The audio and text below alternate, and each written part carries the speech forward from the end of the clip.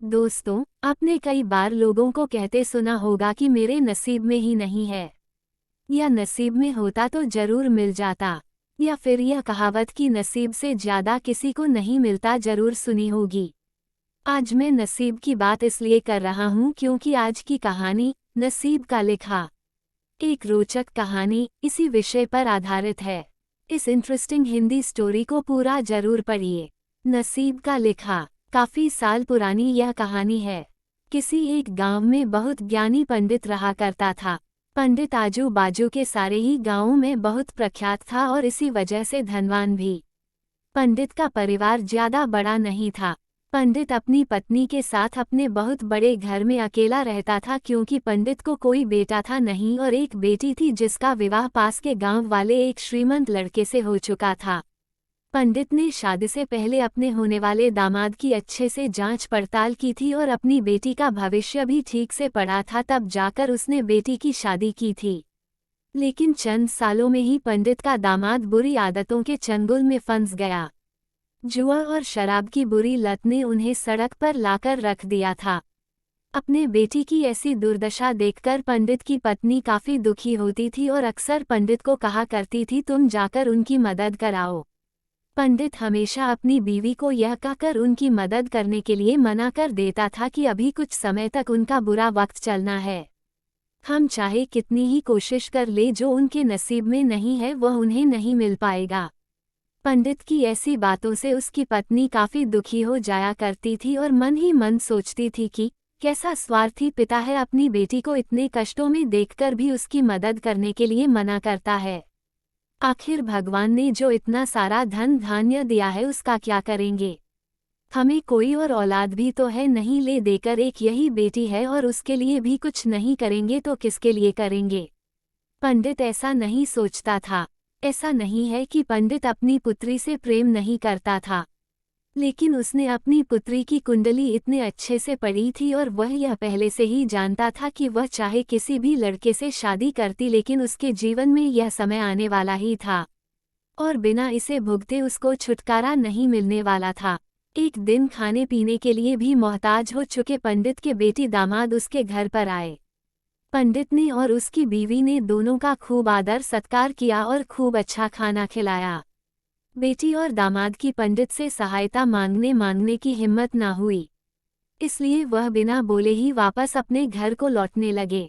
लेकिन माँ तो माँ होती है, पंडिताइन से रहा नहीं गया और बिना पंडित की इजाजत के उसने चोरी छुपे बूंदी के लड्डू बनाकर उसमें सोने के सिक्के रख दिए और बेटी और दामाद को दे दिए ताकि बेटी और दामाद की कुछ आर्थिक सहायता हो सके।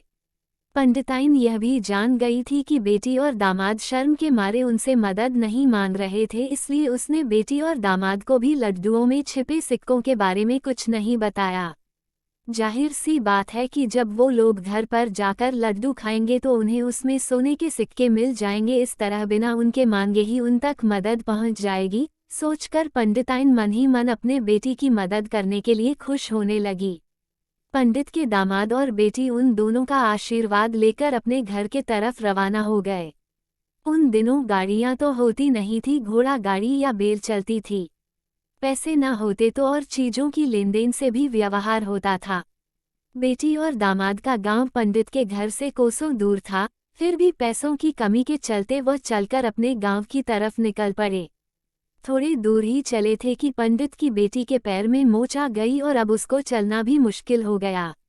पंडित के दामाद ने जब देखा कि उसकी बीवी अब बिल्कुल चलने में सक्षम नहीं है तो उसने एक टांगा अपने घर तक किराए पर ले लिया। दोनों पति पत्नी टांगे में बैठकर घर तक पहुंच गए, लेकिन टांगे वाले को देने के लिए उनके पास पैसे थे नहीं, इसलिए पंडिताइन ने जो बूंदी के लड्डू उन्हें दिए थे वही किराया के तौर पर उस टांगे वाले को दे दिए। टांगे वाला बूंदी के लड्डू को लेकर वहां से चला गया। टांगे वाला अपने घर की तरफ जा रहा था, तब उसे एक हलवाई की दुकान दिखी। उसने सोचा कि थोड़े से बूंदी के लड्डुओं से मेरे घर के लोगों का पेट थोड़ी भरने वाला है, इससे अच्छा मैं इन बूंदी के लड्डुओं को बेचकर उनसे कुछ चावल खरीद लेता हूँ। टांगे वाले ने बूंदी के लड्डू हलवाई को बेच दिए। जिस गांव में वह हलवाई रहता था उसी गांव में एक आदमी ने अपने घर पर पूजा रखी थी और उसी पंडित को उस पूजा के लिए बुलवाया था। पूजा में लगने वाले प्रसाद के लिए उस आदमी ने उसी हलवाई से बूंदी के लड्डू लिए जहां पर उस टांगे वाले ने बेचे थे। हलवाई ने भी उस आदमी को टांगे वाले से खरीदे हुए लड्डू ही पहले दिए ताकि वह खराब ना हो जाए, क्योंकि वह जानता था यह लड्डू कब बने हैं। पूजा खत्म होने पर दक्षिणा और बूंदी के लड्डू लेकर जब पंडित अपने घर आया और खाना खाने बैठा तो प्रसाद में लाए बूंदी के लड्डू खाते वक्त लड्डू से सोने का सिक्का निकला। इस घटना को देखकर पंडिताइन की आंखों से आंसू बहने लगे। पंडित ने जब पंडिताइन से उसके रोने का कारण पूछा तो पंडिताइन ने पंडित को सब कुछ बताया और पंडित से उनकी बातों पर भरोसा ना करने के लिए माफ़ी मांगी। पंडित ने पंडिताइन के आंसू पोंछे और कहा कि तुम्हारी तरह मैं भी हमारी बेटी को बहुत प्रेम करता हूँ, लेकिन अगर हम उसकी अब मदद करते हैं तो दामाद हमसे हमेशा ऐसे ही मदद की अपेक्षा रखेगा और अपनी बुरी आदतों को कभी नहीं छोड़ेगा। पंडिताइन भी अब पंडित की बातों से सहमत हो गई। 2-3 महीने बीत गए। पंडित के दामाद और बेटी फिर से एक बार उसके घर आए और इस बार उनकी परिस्थिति पहले सी नहीं थी, क्योंकि पिछली बार खाली हाथ जाने के बाद दामाद ने नया काम शुरू किया था और अपनी सारी बुरी आदतें भी छोड़ दी थी। दोस्तों, नसीब का लिखा नहीं बदलता, यह कहानी आपको कैसी लगी? क्या आप भी नसीब पर भरोसा रखते हैं या फिर आप उन लोगों में से हैं जो अपना नसीब खुद अपने हाथों से लिखना चाहते हैं? आपको ये कहानी कैसी लगी हमें कमेंट करके ज़रूर बताइए, क्योंकि आपके कमेंट्स ही हमें और बेहतर लिखने के लिए प्रेरित करते हैं। अमीना कहानी वर्ल्ड को सब्सक्राइब करना न भूलें।